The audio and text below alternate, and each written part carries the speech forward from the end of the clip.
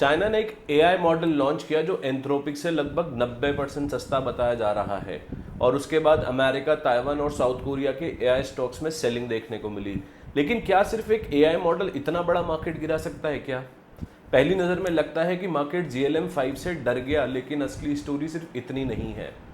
अब तक इन्वेस्टर्स का मानना था कि एआई कंपनीज बहुत हाई प्रीमियम कमाएंगी क्योंकि एडवांस एआई मॉडल्स बनाना बहुत महंगा है। लेकिन अगर चाइना का मॉडल काफ़ी कम कॉस्ट पर सिमिलर कैपेबिलिटीज़ दे सकता है तो सबसे बड़ा सवाल खड़ा होता है, क्या एआई मॉडल्स अब कॉमोडिटी बनने वाले हैं? और अगर एआई मॉडल्स कॉमोडिटी बन गए तो फिर कंपनीज इतना प्रीमियम क्यों पे करेंगी?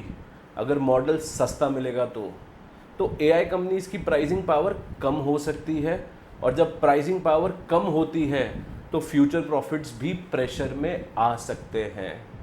इसी वजह से इन्वेस्टर्स ने एआई वैल्यूएशंस को दोबारा इवैल्यूएट करना शुरू कर दिया है। अब ताइवान और साउथ कोरिया की बात करते हैं। ये दोनों companies AI hardware supply chain की बैकबोन है। स्पेसिफिकली अगर ताइवान की बात करूं तो ताइवान चिप्स बनाता है, south Korea advance AI memory बनाता है। अगर फ्यूचर में एआई इंफ्रास्ट्रक्चर स्पेंडिंग थोड़ी भी स्लो होती है तो सबसे पहले इम्पैक्ट इन्हीं कंपनीज पर देखने को मिल सकता है। लेकिन याद रखिए, मार्केट सिर्फ GLM-5 की वजह से नहीं गिर रहा।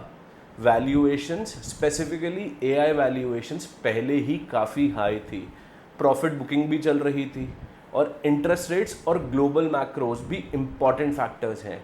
लेकिन एक बात क्लियर है, एआई की रेस अब सिर्फ टेक्नोलॉजी की नहीं रह गई है।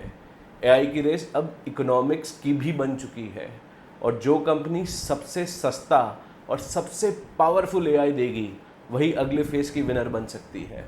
आपको क्या लगता है, क्या एआई मॉडल्स फ्यूचर में कमोडिटी बन जाएंगे या प्रीमियम कंपनीज अपनी लीड मेंटेन करेंगी? कमेंट करके ज़रूर बताइएगा।